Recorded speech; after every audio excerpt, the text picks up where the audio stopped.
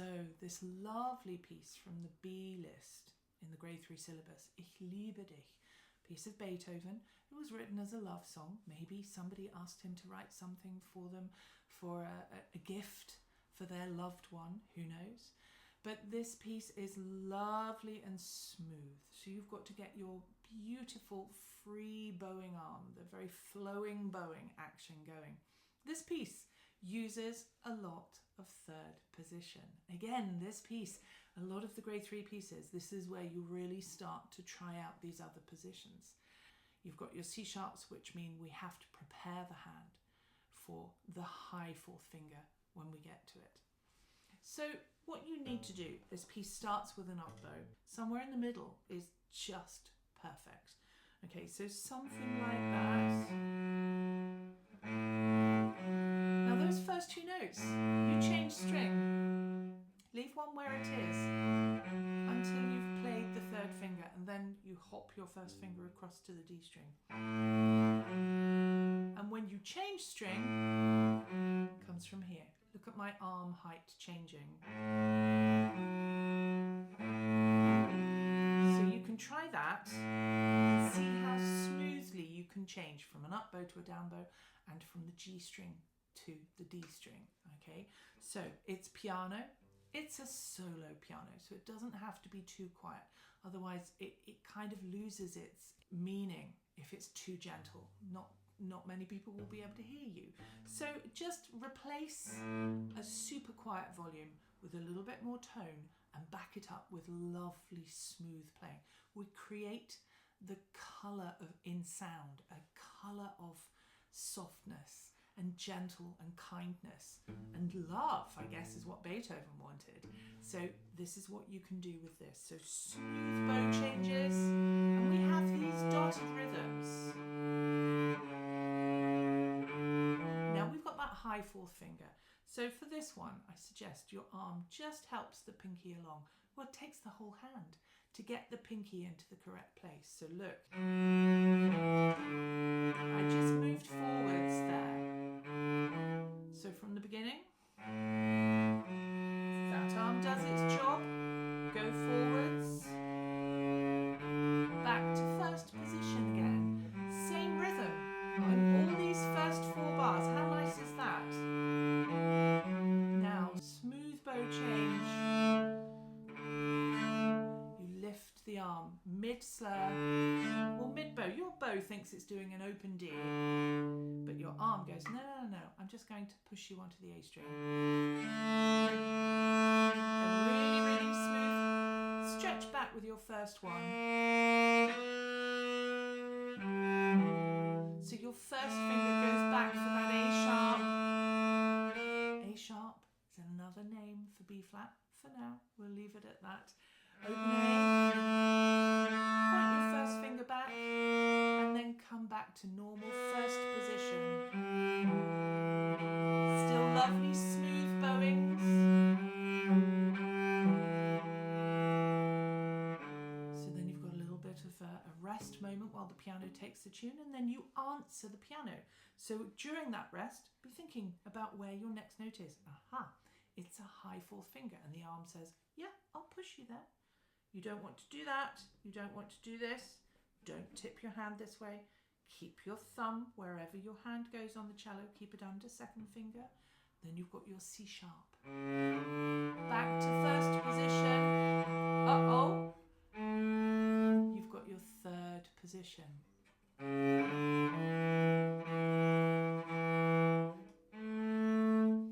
So it's the 1st finger in 4th position. You've got your 1st finger in 4th position. You know this. You can play the same note as most of your open strings. So here's an A, here's an A, and that is the note you need for this moment. If we did it in 4th position, it's right there. You can probably find that very easily, straight away. But what we need is to play it not with a 1. We need to go slightly less distance and go up to a 2. So you can check with the open A to make sure that your shift is good.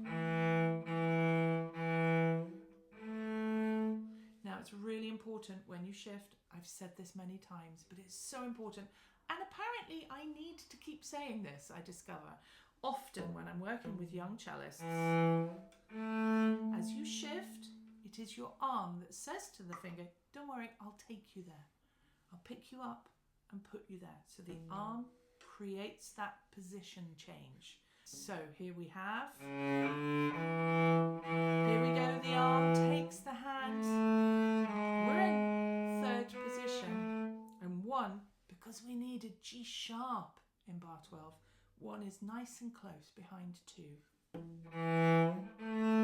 4, 2. We stay there. Look at that little note on the G string. It's right under the hand. You don't have to go searching for it. So here we are again. Going to shift into third position. Check it with your open A if you need to. So second finger, stay there. Stay there. Look, I've gone onto the D string while my first finger's still sitting on the G string. And then I shift as I'm playing the open D. Can you do that?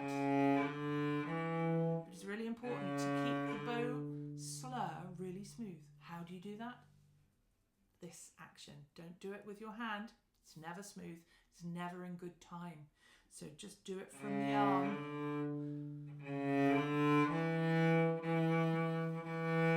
Third position again. So it's the same position. The 2 times you have to shift, it's to third position. It's both times it's on the D string and it's using the same notes. So how nice is that? There's not too much variety there. So this is going into bar 12. Stay there. For the 1 on the G string, open D, first position. Third position. Now we're going home. First position. When you go back to that 4th finger, help your pinky out. It needs to be strong and stubborn, not strong squeezing, because that will stop you from shifting. That's a little bit like putting the handbrake on when you shift. As you shift, you want to, you see how I lifted my arm up? Because I'm actually lifting the weight off the finger and I actually travel back off the finger. My second finger that I was just playing stays on the string as the arm moves the hand back to first position. So you could try this. So you're playing 2. As you shift, you lift your arm up as you shift back. Kind of gets everything out of the way and stops the hand from squeezing as you go back to put a stubborn, strong pinky into first position. So one more time. This is bar 13. So I'm leaving 2 on the string. Here we go, lift the arm up, back to first position. Strong pinky. Smooth string change from the upper arm. Stop and start the bow. Light, a little bit more bow as it gets louder. Look at that high 4. Did you see what I did with my wrist there? To reach a high 4 on a next string down, pinky is short. We have to lift up. Imagine you've got a hairband around your wrist. You cannot reach it. Don't even try. The number of young cellists I see thinking, well, maybe I think I can reach it. No. Lift from the wrist. You're rocking on that thumb on the back of the cello. So you just pivot and you lift your hand up above. You want your curved fingers on above the string that they are playing on. Okay, so this bit, the Rit bar, I'm using a bit faster bow to get my crescendo. Lift. And I actually brought my elbow a tiny bit forwards as well. Don't go mad, just. And then it's, actually you can hold this note for a long time. So 1 and 2 and slowing down. Hold it. It's got a pause on it. And then you put the bow in the middle of the bow again. So it's like the beginning. Move forward for the high 4th finger C sharp. Back to 1st position. Same rhythm again. Arm changes the string. Nice long, faster bows get your bigger volume. Here's another string change. Changes from the up arm. The upper arm, remember. So softer bits, slower bow. Oh look, C natural. Long bows. And in the rest, lift up, go to your favourite starting point for your up bows.